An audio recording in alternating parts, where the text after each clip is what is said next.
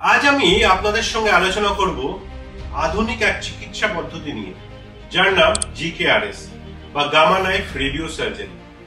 আপনাদের শুনে মনে হতে পারে এটি এক ধরনের কাটাছেঁড়া বা একটা অপারেশন, কিন্তু এটি একটি নন ইনভেসিভ টেকনিক, যার মধ্যে দিয়ে কিন্তু ব্রেনের বিভিন্ন কন্ডিশনের ট্রিটমেন্ট করা সম্ভব। এবার আসি জিকেআরএস জিনিসটা কি।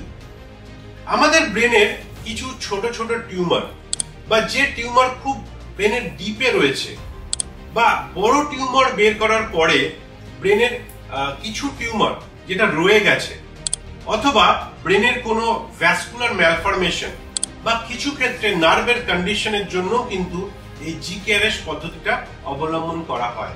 এবার এই ট্রিটমেন্টটা কিভাবে করা হয়? এই ট্রিটমেন্টটা সাধারণত ডে কেয়ার প্রসিডিউর হিসেবে করা হয়, মানে যেদিন আপনি হসপিটালে গেলেন সেদিনকে এই ট্রিটমেন্টটা করা হবে। তার আগে লাগে বিভিন্ন প্ল্যানিং, সিটি স্ক্যান এবং এমআরআই, যেটা কিন্তু একটা মাথার হেড ফ্রেম সেটা পরিয়ে করা হয়। তারপরে প্ল্যানিং হয় এবং তারপরে এই রেডিয়েশন বা রশ্মি দিয়ে কিন্তু একদম ফোকাসড ওয়েতে ব্রেনের ওই পার্টিকুলার জায়গায় রেডিয়েশন দেওয়া হয়, এবং এটা সম্পূর্ণরূপে নন ইনভেসিভ টেকনিকে করা হয়। মানে কোন রকম কোনো অপারেশন, মানে মাথার খুলি কাটা বা চামড়ায় কোনো ক্ষত কিচ্ছু থাকে না, এবং সম্পূর্ণরূপে পেনলেস প্রসিডিউর। বর্তমানে আমাদের ভারতবর্ষে কিছু জায়গায় এই সুবিধা উপলব্ধ রয়েছে, যেমন দিল্লি এইমস, ব্যাঙ্গালোরের নিমহ্যান্স এবং army hospital research and referral, new Delhi.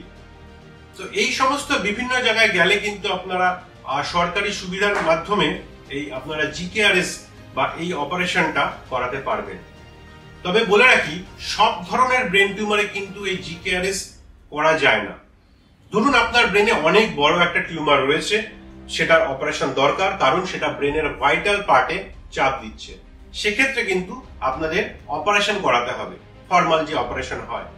আবার যখন আপনার ব্রেন টিউমারের বায়োপসি দরকার, সেক্ষেত্রেও কিন্তু এটা করা যায় না। সেক্ষেত্রে আপনাকে ফর্মাল যে ক্রেনিওটমি অপারেশন সেটা করতে হয়।